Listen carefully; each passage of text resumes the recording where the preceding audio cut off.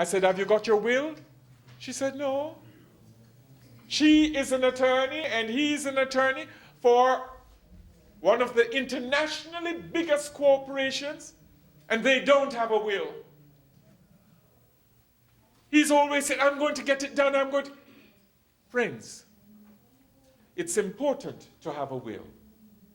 It's important to prepare for death. It does not make you die. It's important that your family knows your wishes. You have it all here. You have my business card. Your healthcare proxy needs to be written up.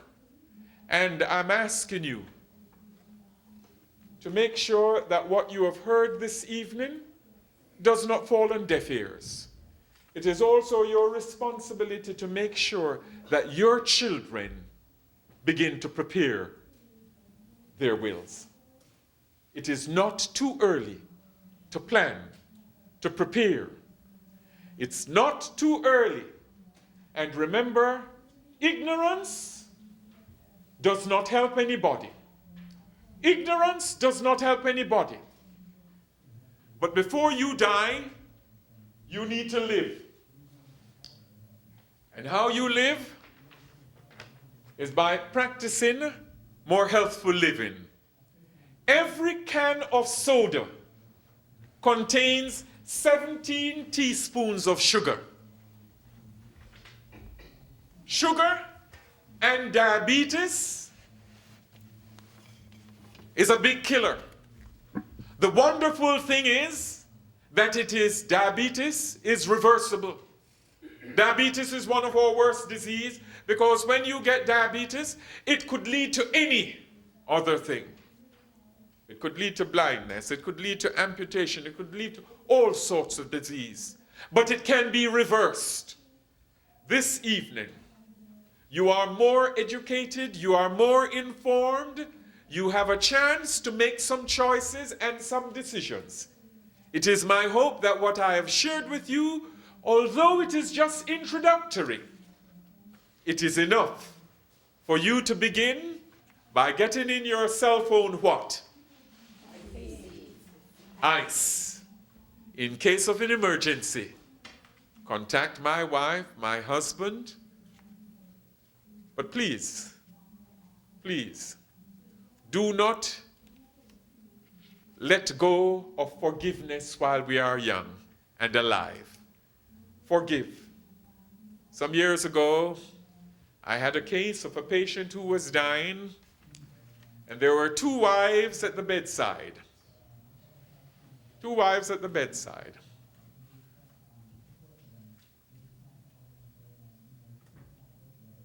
Friends, let us not shock one another. Let us be open. Let us be planned. Let us be wise planners. Let us do what is best for ourselves and for our children. Again, I must thank you. It's 4 o'clock. I must stop because you need to go and see the Super Bowl. But I would entertain some questions at this time.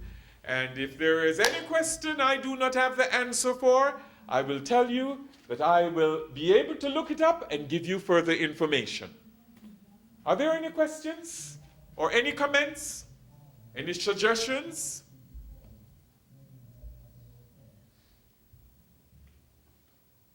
No questions? Again, question, my lady. I'm not sure if everybody understands. Could you explain what actually a proxy is? A healthcare proxy. A healthcare proxy is an individual who will make decisions for you in case you are not able to make a decision. In other words, you may get knocked down by a car and you are unconscious and you're rushed to the hospital. And I'm going to give you an example. If you are a Jehovah's Witness,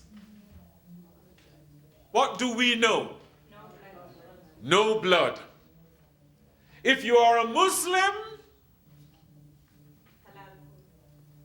it will be halal food. If you are a Jew, kosher food. So, a person comes along, there are not able to speak, they're not able to describe or explain anything, the person who comes next to them will be able to bear witness to say, it's a Jehovah's Witness, we do not want any blood. And so what does the hospital do instead? Instead of giving that patient blood, they will give the patient blood substitute. Because we have blood substitute that can be used and is used for many surgeries. So that not getting blood is not a dilemma, not a problem. And for the Muslim patient, we know that you will not give them anything that that is not prepared halal. And the same thing with kosher. And if you are Hindu and you are vegetarian, the proxy is going to say, you know something? Please, let that diet be vegetarian. And so immediately what happens? The dietitian is contacted so that you get just what you need. So the proxy speaks on your behalf. Any other question? Very important question. That's another important thing. Never ever sit down not knowing something and sit down and say, no, I don't want to, I may appear stupid to ask that question. There are no stupid questions. There are no stupid questions. None of us know everything. And we must be willing to acknowledge, I don't know this now, but because I asked the question, I have become enlightened. I have become informed. I've become educated. That's how I grow every day. Is there another question? Jointly owned assets. If there is no will it automatically go complete? Jointly owned assets will be, and again, it sometimes is stipulated. Sometimes it's stipulated that half of this is belonging to that person and half belongs to the other one. And in some cases, in the case of marriages, the spouse will be the one who will be the inheritor.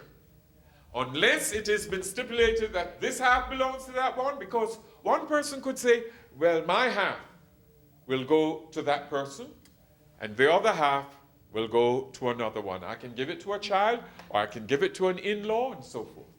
So it depends on the terms. And this is why, whatever documents you have, you need to read them carefully. Fine print writing. Do not let anybody force you to sign anything. I'll tell you, New York State, New York City, had a man by the name of Robert Moses. Robert Moses did most of the highways and bridges in the city. All the parkways. You will notice that all the parkways are 11 to 13 feet high. Robert Moses made sure that every parkway out to the islands was kept at a height so that poor people could not go out onto the island. Because in his time, poor people did not have cars. The only way that they could travel was by buses and trucks. And so he built all the highways so that there were no trucks could go out onto the island. And you will notice that they are curved.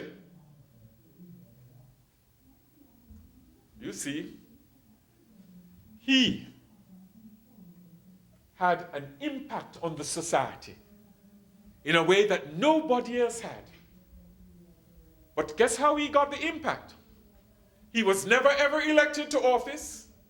He was the one that started all the toll booths. He was the one that helped to get the laws written. And when the laws were written, he always had clauses in there that he was the one responsible. So all the toll booths' money, he was to handle. So he had more money running the government than the politicians had. He was feared by the President of the United States. He was feared by the mayors. He was feared by the governor. Because what? when the laws were written, he always slipped in little sentences that gave him the power. And they voted it without knowing until he was the most powerful man. Every document that you are signing, you need to read carefully. Read the fine writings. Read the fine writings. It's now 4:10, and we'll take 2 more questions. Okay, I have no will, okay? And me and my wife passed away. So what is going to happen to my asset to my children? The state will take it over. I had a funeral a few years ago. A woman from Jamaica. She did housekeeping. She lived in a room house. She had 3 suitcases. 2 weeks before her death, the minister called me and said, you know, check on that lady. I went over to see her. 2 weeks before her death, I went over, only to discover she was living in a room in a house where she paid money by the month, $100 a month. In her suitcase, she had 3 bank accounts, a total of $89,000. $89,000. I spoke with her. I said, what are you going to do? You need a will? And she said, I don't know. And she got very ill. She had 1 child. He was living in England. He was a blind man. He was the responsibility of the British government. She died and left the $89,000 without a will. Do you know where that $89,000 went? It went to the British government, who was taking care of the blind fella. She lived out of a suit bag. That's sad. That's unfortunate. That's why you need to prepare a will. I'm certain there were relatives and friends who could have been benefited better than a government. One last question? Well, you mentioned that you wrote your bill 5 times? Yes, I've done it, yes. What are the circumstances on that? Circumstance, because for example, when I got some property, when I changed, I had a situation once that an elderly woman and her sister were moving to Florida. And they said to me, they said, you know something? Could you come with us? We're going to move down. Each of them had a new home. And they said, could you come down with us? We're going to move down and we'd like you to come and bless the home and so forth. And I said, fine, no problem. They said, we'll pay your fare, fly you down and we'll fly you back up. And I went down and I helped them. They got settled in. And I had a house blessing ritual, a ceremony. And the evening, after dinner, where I was getting ready to fly back, one sister said to me, I have something for you.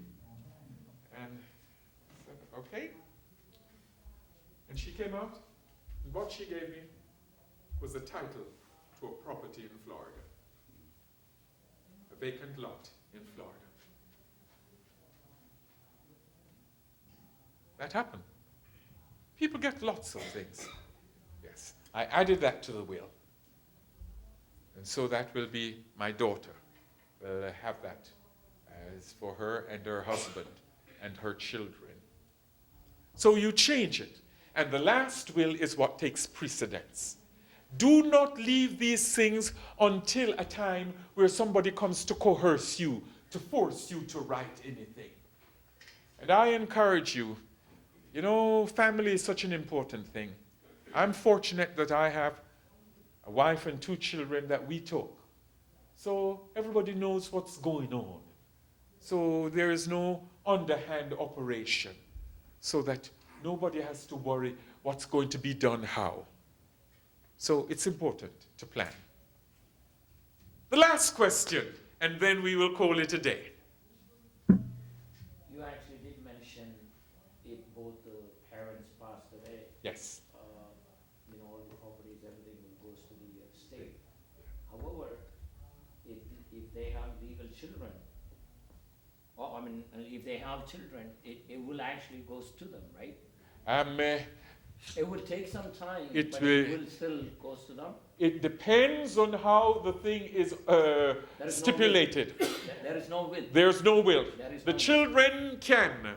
The children will then go through probate court, and they will have to have this done by the judiciary.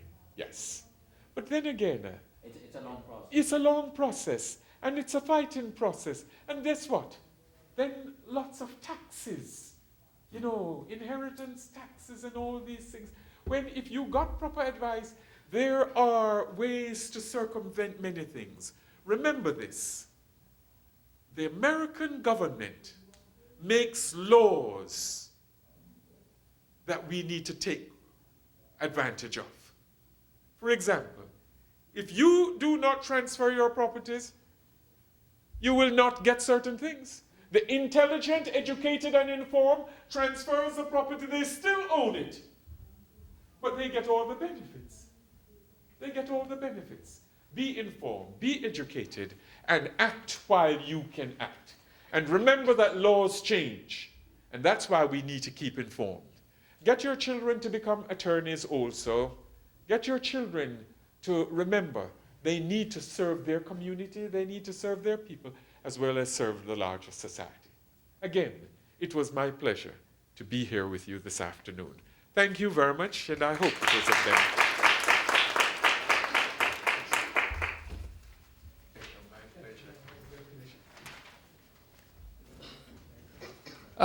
Reverend Dr. Reed, first of all, on behalf of all of us, we want to thank you very much for taking the time, coming here and giving such an inspirational talk. The topic was sort of for will.